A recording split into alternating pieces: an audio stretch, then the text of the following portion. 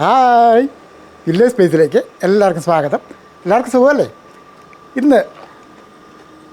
ഇന്നത്തെ നമ്മുടെ ഐറ്റം ഒരു കഷ്ണം ചേനയാണ്. ഈ ചേന കൊണ്ട് എന്താണ് ചെയ്യേണ്ടതെന്ന് ആലോചിച്ചപ്പം എന്നാൽ ഒരു കാര്യം ചെയ്യാം, നമുക്ക് നല്ല മെഴുക്കുവരട്ടി ചെയ്താലും നല്ല ടേസ്റ്റോട് കൂടി നല്ലൊരു മെഴുക്കുവരട്ടി ചെയ്യും. ഇപ്പോൾ നമുക്ക് ഇതിൻ്റെ തൊലിയൊക്കെ ഒന്ന് ചേർത്തെടുക്കുക.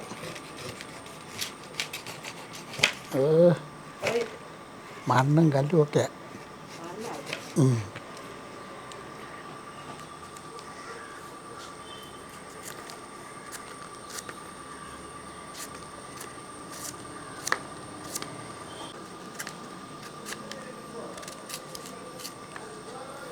കേടാണ്ടല്ലോ.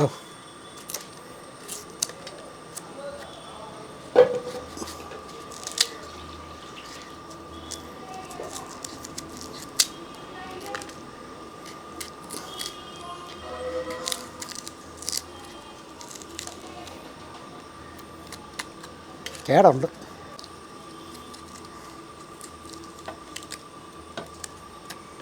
ഇപ്പോൾ നമ്മൾ ഇതിൻ്റെ കേടുഭാഗമെല്ലാം ചെത്തി കളഞ്ഞിട്ടുണ്ട്. ഇനി അത് നമുക്കൊന്ന് അരിഞ്ഞെടുക്കാം.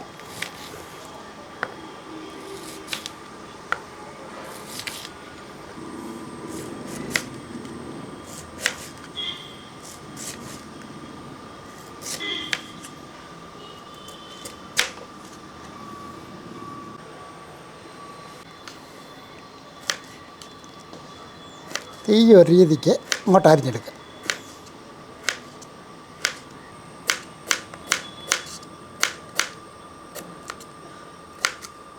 ഇപ്പം നീളം കൂടി കഴിഞ്ഞാൽ അത് അവിയലിൻ്റെ കഷ്ണമാകും അല്ലേ? ഇപ്പം നമ്മൾ ചേനയൊക്കെ അരിഞ്ഞ് വെച്ചിട്ടുണ്ട്. ഈ ഒരു രീതിക്ക് അങ്ങോട്ട് അരിഞ്ഞ് വെക്കുക. ഇപ്പം വെള്ളത്തിലോട്ടിട്ടു കഴുകിയെടുക്കുക.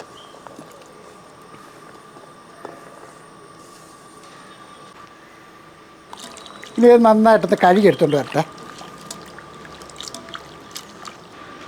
ഇപ്പോൾ നല്ലപോലെ കഴുകി വൃത്തിയാക്കി. ഇപ്പോൾ ഈ വൃത്തിയാക്കി വെച്ചിരിക്കുന്ന നമ്മുടെ ചേന ഇതങ്ങോട്ട് ഒരു ചട്ടിക്കകത്തോട്ട് വല്ല ഇട്ട് കൊടുക്കുക.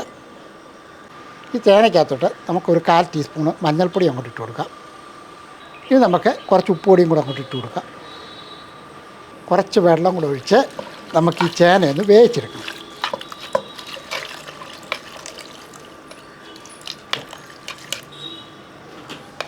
അടുപ്പൊന്ന് കത്തിയ ശേഷം നമുക്ക് ഈ ചേന അടുപ്പത്തോട്ട് വെക്കാം. പിന്നെ വേറെ കാര്യമുണ്ട്, ഇത് ഒരുപാടങ്ങ് വെന്ത് കഴിഞ്ഞാൽ ഒത്തിരി വെന്ത് കഴിഞ്ഞാൽ നമുക്കത് മെഴുക്കുവരട്ടിയുടെ രീതിക്ക് റെഡിയാക്കി എടുക്കാൻ പറ്റിയത്. ഏകദേശം ഒരു 7-8 മിനിറ്റ് ഒന്ന് അടുപ്പത്തിരിക്കും. പല ചേനയ്ക്കും പല വേവാണ് അല്ലേ? അതനുസരിച്ച് വേണം നമുക്കത് വേവിച്ചെടുക്കാൻ. ഏകദേശം ഒരു 70-80% വെന്താൽ മതി. ഒത്തിരി വെന്ത് പോയാൽ നമ്മളത് മെഴുക്കുവരട്ടി ഉണ്ടാക്കാൻ പറ്റുമല്ലോ. അപ്പോൾ അത് പ്രത്യേകം ശ്രദ്ധിക്കുക കേട്ടോ. അപ്പോൾ ഇത് നല്ലപോലെ തിളച്ച് വേകട്ടെ. ഇപ്പോൾ ഒരു 6-7 മിനിറ്റായി. നമുക്ക് നോക്കാം എന്തോ നോക്കാം.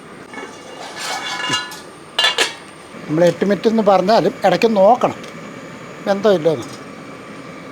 ഒരെണ്ണം എടുത്ത് നോക്കാതെ ഇതേണ്ട. ഇതൊരു 80% വെന്തിട്ടുണ്ട്. നമുക്കിനി ഇത് കോരിയെടുക്കാം. അടുപ്പങ്ങ് നിർത്തിയിട്ട് ഇത് കോരിയെടുക്കാം.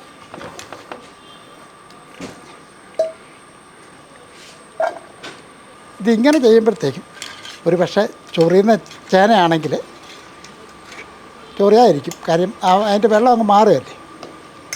അപ്പം ചേന ഓരി വെച്ചതിന് ശേഷം നമുക്ക് ഒരു ചീനച്ചട്ടിയോ കടായിയോ ഇഷ്ടമുള്ളതൊന്ന് വെക്കാം. അപ്പോൾ നമ്മുടെ ഈ കടായി ഒന്ന് ചൂടായിട്ടുണ്ട്. ഇച്ചിരി വെളിച്ചെണ്ണ അങ്ങോട്ട് ഒഴിച്ച് കൊടുക്കാം. മെഴുക്കുവരട്ടിക്കെന്ന് പറഞ്ഞപ്പോൾ അല്പം വെളിച്ചെണ്ണ വേണം കേട്ടോ. എണ്ണ ചൂടായതിന് ശേഷം നമുക്ക് ഒരല്പം കടുവൊന്ന് ഇട്ട് കൊടുക്കാം. ആ കടുക് ഒന്ന് പൊട്ടി വരുമ്പോഴത്തേക്കും കുറച്ച് തേങ്ങാക്കൊത്ത് കേട്ടോ. അപ്പോൾ ഈ മെഴുക്കുവരട്ടിക്കാകുമ്പോൾ ഇച്ചിരി തേങ്ങക്കൊത്തൊക്കെ ഇട്ടാൽ നല്ലതാണ്. താല്പര്യമുള്ളവർക്കിടാം, ഇല്ലാത്തവർക്കിടണ്ട.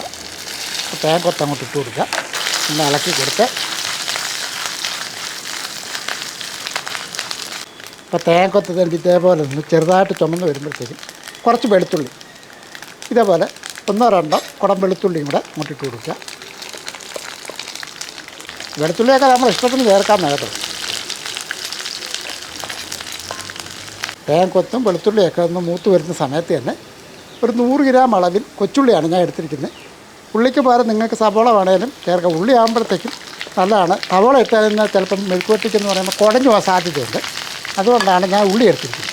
കൂട്ടത്തിൽ ഒരു 2 പച്ചമുളക് രണ്ടായിട്ടൊക്കെ ഒന്ന് മുറിച്ച് വെച്ചിരിക്കുകയാണ്. ആ പച്ചമുളകും കൂടെ എൻ്റെ കൂട്ടത്തിലിടാം. എന്നിട്ട് ഇതെല്ലാം കൂടെ നന്നായിട്ടൊന്ന് ചെറുതായിട്ടൊന്ന് ചുമന്ന് വരണം. അത്രയും രീതിയിലൊന്ന് വേണം ഇളക്കി കൊടുക്കാനായിട്ട്.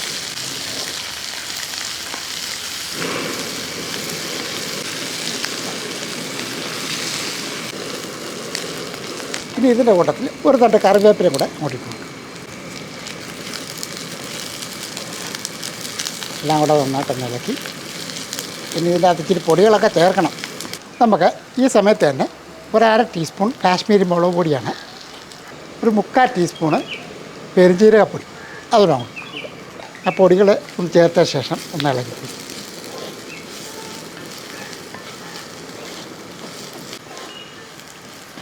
ഇത് നമുക്ക് ഒരു 80% വരുന്ന നമ്മുടെ ചേന അതങ്ങോട്ട് ഇട്ട് കൊടുക്കുക.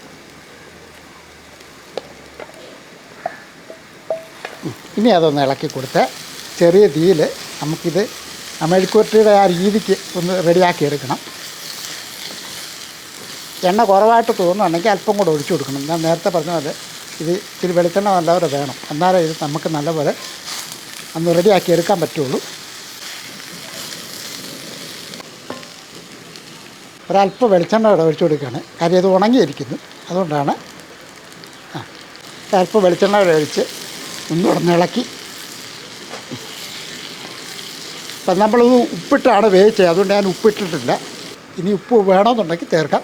പിന്നെ നമ്മുടെ എരിവ് ഒരല്പം മുന്നോട്ട് വേണമെന്നുണ്ടെങ്കിൽ ഇത്തിരി കുരുമുളക് പൊടിയൊക്കെ നമ്മുടെ ആവശ്യത്തിന് ചേർക്കാവുന്നതാണ്.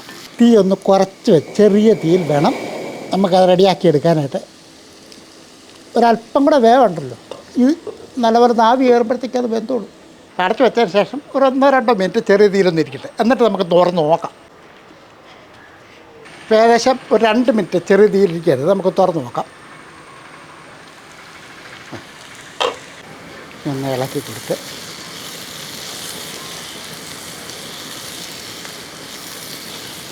ഞാൻ ഒരെണ്ണം എടുത്ത് കഴിച്ച് നോക്കട്ടെ, ഉപ്പ് വല്ലതും വേണമെന്നുണ്ടെങ്കിൽ. ഇച്ചിരി ഉപ്പിടെ കുറവ് കിട്ടും, അതൊന്നും ഇട്ടെ. ഒരു ലേശം ഉപ്പിൻ്റെ കുറവുണ്ട് കേട്ടോ. ഇച്ചിരി ഉപ്പ് പൊടി ഇട്ട് ഒന്നുകൂടെ ഇളക്കി. ഇപ്പം ഏകദേശം എല്ലാം വെന്തിട്ടുണ്ട് കേട്ടോ, നല്ലപോലെ വെന്തിട്ടുണ്ട്. ഞങ്ങളുടെ ഇവിടെയൊക്കെ ചേന മെഴുക്കുവരട്ടി എന്ന് പറയും, ചിലയിടത്തൊക്കെ ഉപ്പേരി എന്നൊക്കെ പറയും. അങ്ങനെ പല പേരിൽ അറിയപ്പെടുന്ന ഒരു ഐറ്റം തന്നെയാണ്. ഇപ്പം നല്ലപോലെ വെന്തതിന് ശേഷം ചേന മെഴുക്കുവരട്ടി റെഡി ആയിട്ടുണ്ട്. അടുപ്പൊക്കെ നിർത്താം. നമുക്ക് ഇതൊന്ന് താത്ത് വെക്കാം. നല്ല ടേസ്റ്റോട് കൂടി തന്നെ ചെയ്തിട്ടുണ്ട്. ഒരു പക്ഷേ അറിയാൻ പറ്റാത്ത ആൾക്കാരുണ്ടെങ്കിലോ ഇതേപോലെ ചെയ്യണമെന്ന് ആഗ്രഹം ഉണ്ടെങ്കിൽ ചെയ്യാം. പിന്നെ നമ്മുടെയൊക്കെ ഊണിൻ്റെ രീതികളെന്ന് പറഞ്ഞാൽ ഇത്തിരി മെഴുക്കുവരട്ടിയോ തോരനോ ചമ്മന്തിയോ പുളിശ്ശേരിയോ ഇതൊക്കെ ആണല്ലോ നമ്മുടെ ഒരു രീതി. തീർച്ചയായിട്ടും ഇതേപോലെ മെഴുക്കുവരട്ടിയൊക്കെ ഇഷ്ടപ്പെടുന്ന ഒരുപാട് ആൾക്കാരുണ്ട്. ഒന്ന് ചെയ്ത് നോക്കുക. ചേന മെഴുക്കുവരട്ടി നല്ല അടിപൊളിയാണ്. ഇനി ഒരു കാര്യം കൂടെ, നമ്മുടെ ചാനൽ സബ്സ്ക്രൈബ് ചെയ്യാനുണ്ടെങ്കിലും മറക്കാതെ സബ്സ്ക്രൈബ് ചെയ്യുക, ലൈക്ക് ചെയ്യാനും ഷെയർ ചെയ്യാനും മറക്കല്ലേ. വേറൊരു വീഡിയോ ആയിട്ട് പെട്ടെന്ന് വരാം. ബൈ.